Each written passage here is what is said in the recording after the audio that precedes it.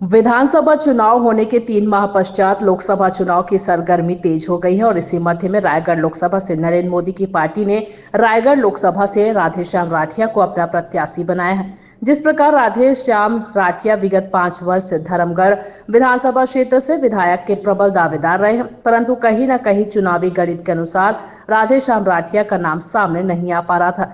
परंतु लोकसभा चुनाव के ठीक पूर्व राधेश्याम राठिया को लोकसभा प्रत्याशी बनाए जाने से पूरे रायगढ़ जिले में भाजपा कार्यकर्ताओं में अत्यंत उत्साह देखा जा रहा है। घोषणा होते ही घर घोड़ा के जय स्तंभ चौक में जमकर आतिशबाजी हुई एवं गगन भेदी नारों से समूचा घर घोड़ा गूंज उठा। और राधेश्याम राठिया के गृहग्राम की बात करें तो कहीं न कहीं मेला सा माहौल बना हुआ है। हजारों की संख्या में राधेश्याम राठिया को बधाई देने के लिए गृहग्राम पहुंच रहे हैं।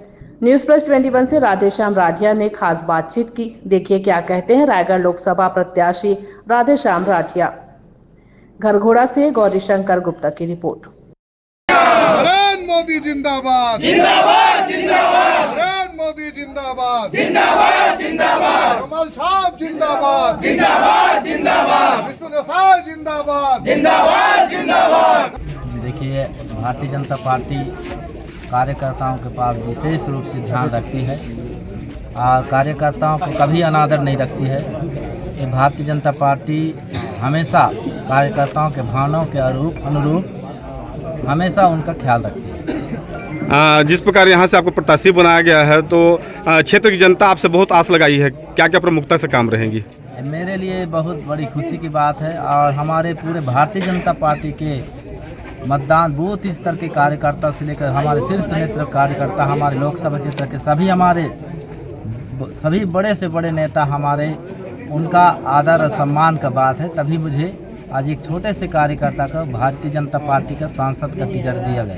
जी, जिस प्रकार ओपी चौधरी का बहुत बड़ा योगदान माना जा रहा है, इस संबंध में क्या कुछ कहना चाहेंगे आपके टिकट के संबंध में? इसमें सभी कार्यकर्ताओं का, हमारे सभी शीर्ष नेतृत्व का, हमारे छत्तीसगढ़ के हमारे प्रदेश नेतृत्व का और केंद्रीय नेतृत्व का बहुत बड़ा हाथ है और उनकी आशीर्वाद है। तभी मुझे एक छोटा सा कार्यकर्ता को आज इतना बड़ा मैंने आशीर्वाद दिया है। रायगढ़ के जो मतदाताओं हैं उसको क्या संदेश देना चाहेंगे, क्या कुछ अपील करना चाहेंगे? मैं सभी मेरे मतदाता भाइयों बहनों को ये संदेश देना चाहूँगा कि उनके परिवार के सदस्य बनकर रहूँगा और उनके सेवा करने का मुझे जो आशा दिया जाएगा तो मैं सेवा करने के लिए उनके द्वार तक जाने का प्रयास करूँगा।